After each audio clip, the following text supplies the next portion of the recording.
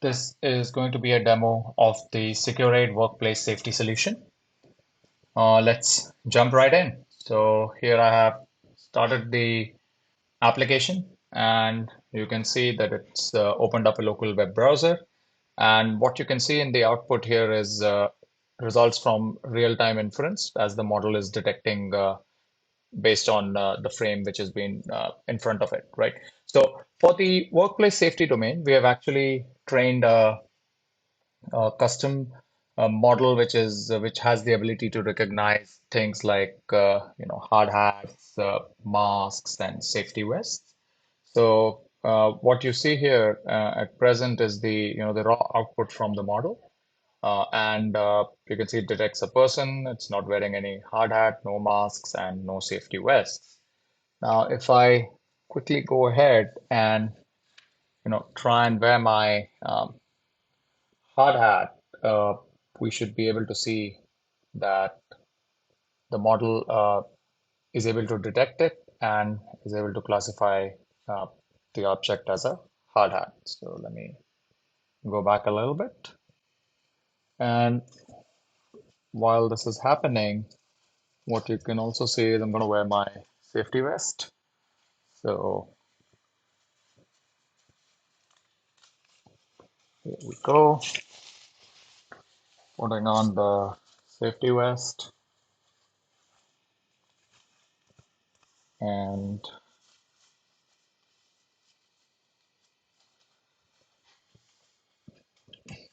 right, so once I have donned the PPE, you can see that the real-time inference shows that it's able to detect the hard hat and the safety vest successfully, right?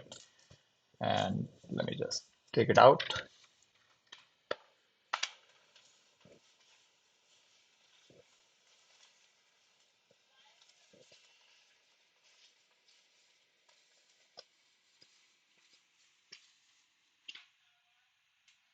Now, one thing you'll note here is that we have this button called Save Frame.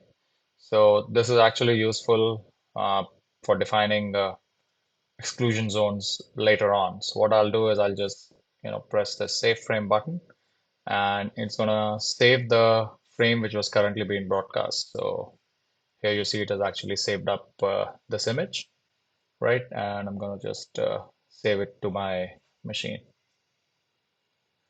Okay, so this is the basic output from the model um, without any filtering. It's just the raw output that comes from the detection model, right? Now, on this, you can actually define some policies. So let me just show you the three use cases first. So here we are in the PP detection use case. Uh, Press detect. And what we have is actually the ability to define some policies. So in a case where you actually only want to flag violations, you can choose what would constitute a violation. Or in this case, you want to flag people who are actually wearing the PPE as green. You can choose that as well. So I'm going to unselect these two. And to mark anybody who's not wearing a hard hat, right? So in this image, actually everybody is wearing a hard hat, so there will be no red. So everybody is, blue, right? So we have this ability to actually specify the PPE policy that you may want to enforce at a particular site by use of these things, these checkboxes, and then this actually is saved and is applied on runtime. So here we chose people who are not wearing a vest, and it has identified this person, right? Let me see if I have another example of a image that we can use. So here we go.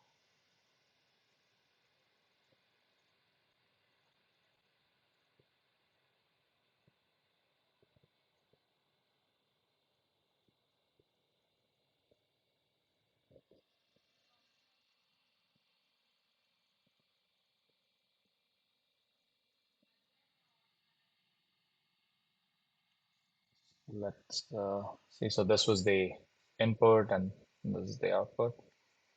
Now, let me let me see if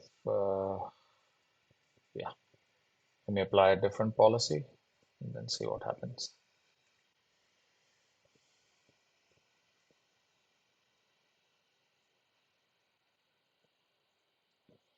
Okay.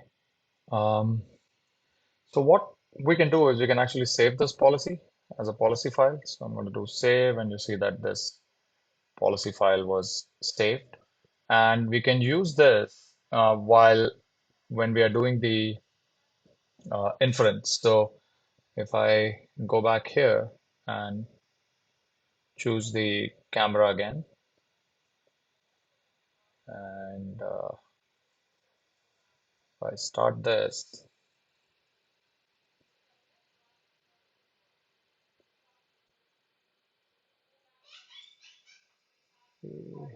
hopefully, yeah.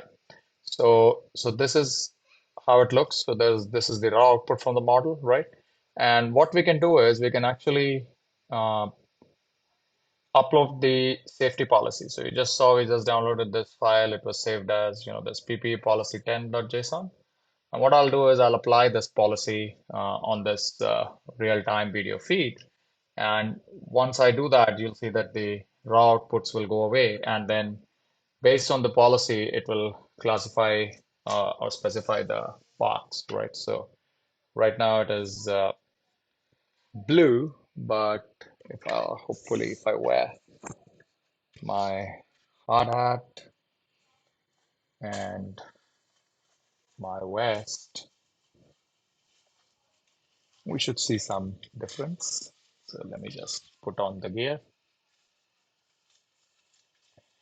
and here. So you can see that after I wore my hard hat and the vest, the bounding box is actually green because that was the safety policy that we had specified. So as long as somebody's wearing a hard hat and a vest, it's green. Otherwise, it's red, right? So we have a very flexible way of defining a policy for each of these use cases that you can apply to the video feed in real time, right? And that's how we actually uh, manage to apply our solution to various scenarios and various activities at a work site. So to give you another example, here we have proximity detection. So if somebody is actually operating very close to a machinery, we can detect that. So, so around it here, you can see this person is okay because he's far off, while this person is too close to the machinery, right? Let me see if I have another example. I'll try and upload another image.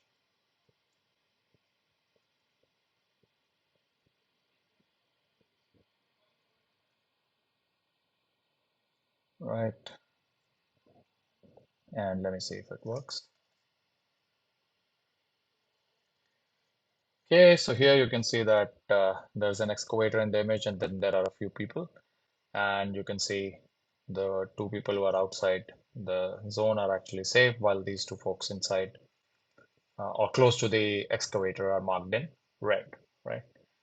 You can also do this with vehicles. So let me see if I have another example. Perhaps this one, right? So I'll just press detect and wait. So here it's saying, okay, these two folks are not close to a vehicle. So they are all green or okay. So again, as before, we can save the policy file. So if I click save, I set it up, and then you see that a JSON file is dropped out, and that file can be used to apply on the real-time feed. Okay, so that shows the two use cases. Now let me go to one of the other ones, which is a very flexible use case that we support, which is along the management of exclusion zones, right? So uh, at the base level, what it allows you to do is to mark an area on the scene from the camera as a zone which is prohibited. So here I've tried to draw a polygon on the image where potentially, because of vehicle, humans should not be allowed, right? And when I click detect, we'll actually look for people within the zone and it will mark them as flag them as red or green based on whether they are within the exclusion zone, right? So let me do that. Let's let it run.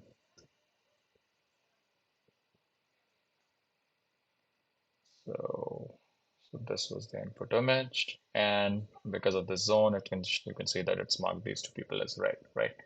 And we can do this the other way around as well. So if you want a zone where you do not want any machinery to be present, right? So you just change this from persons to machinery, and do the same thing again. So what we can do is, okay, let's detect.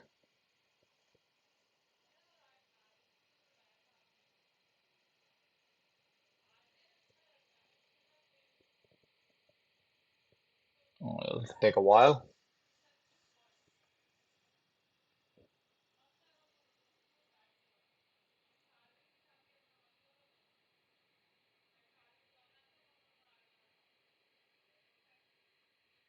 Okay, and you can see because I chose machinery is the same zone, but I flipped the, what should be excluded. So instead of marking humans, it actually marks these two, this crane and this truck in the background as, objects which shouldn't be in the zone, right? We can also use this for counting. So for example, if here you see I said the maximum number of persons allowed in the zone are 0, right?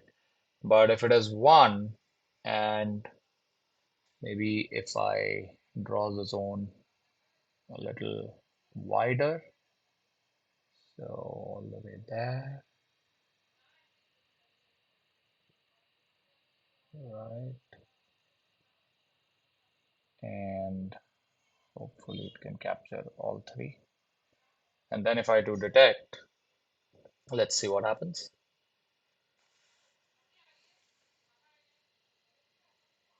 And it's running. Let's just wait and see.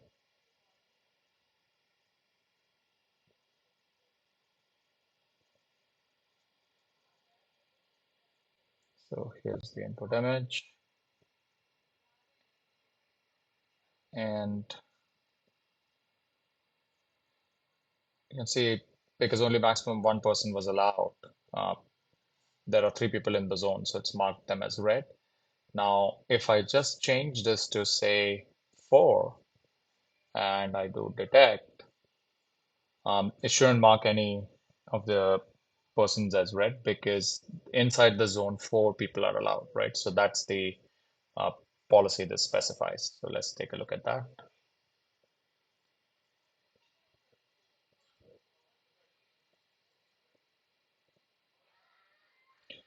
Okay, here we are. It's running.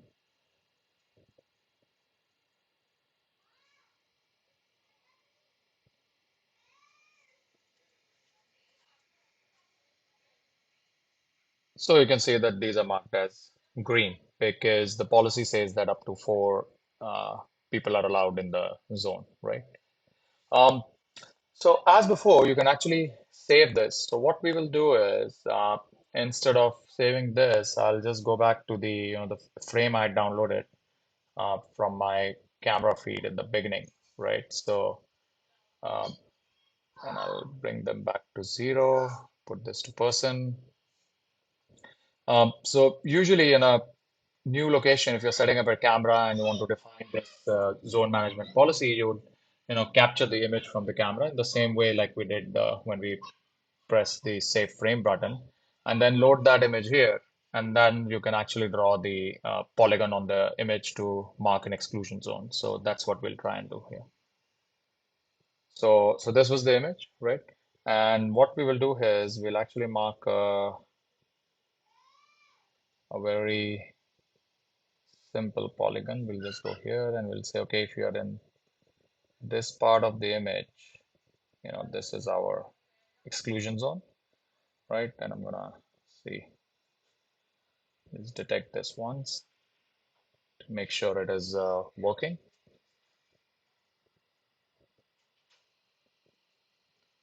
And just let it run for a few more seconds.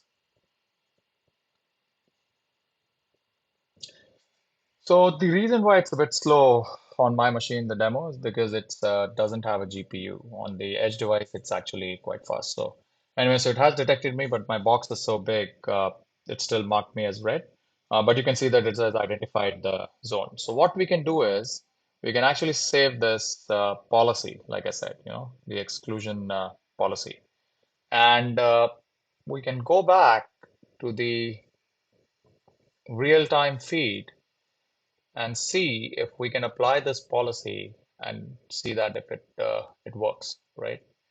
So we get back here, turn on the feed. Okay, that's an error. Let's try again.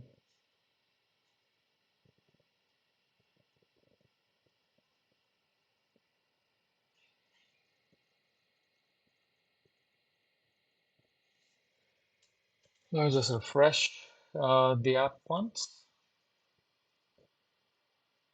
Start over and select the camera.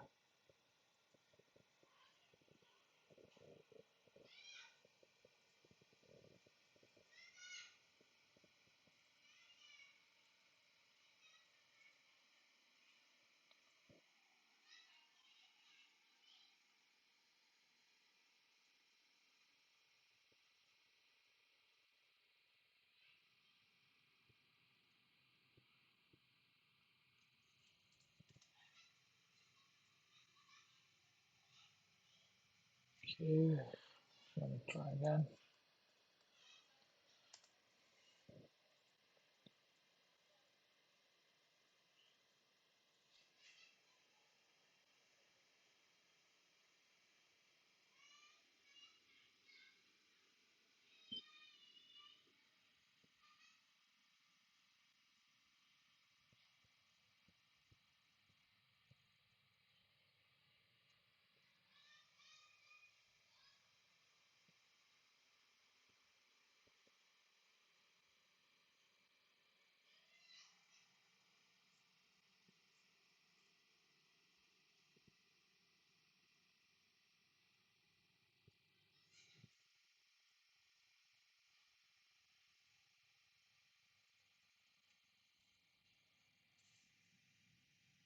Wait for it to connect.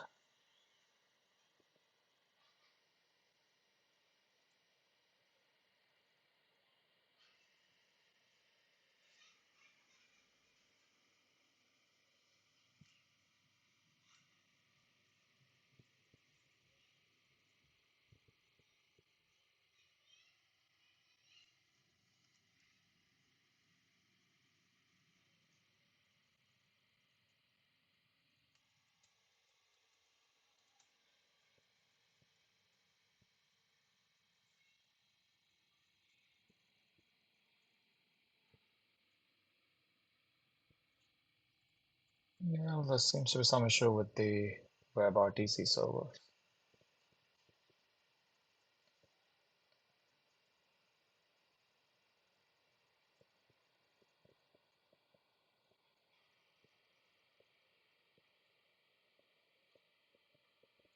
Okay, sorry about that. It took a while to get it back running. But you can see that the real-time feed is back. And what we can do now is actually enter the exclusion zone policy, which we just saved, right? And once we upload the policy, what you'll notice in the real-time feed is that it'll mark the zone that we had drawn from as red, right? And then as I back out outside the zone, And the camera should actually not mark me in green. Oh, I'm on the other side. Let me move to the other side. So you can see that if I'm outside this red zone, the camera, uh, the model will mark me as green, right? So this just shows that how we can dynamically reconfigure the policy on the fly by just capturing an image and then describing the policy we want, right? So I'm gonna stop it here. And this actually concludes our demo of the workplace safety solution. So we have a very flexible way by use of policies to implement various use cases. And we allow the users to reconfigure the scenarios on the fly as the real-time inference happens. Right. Thank you.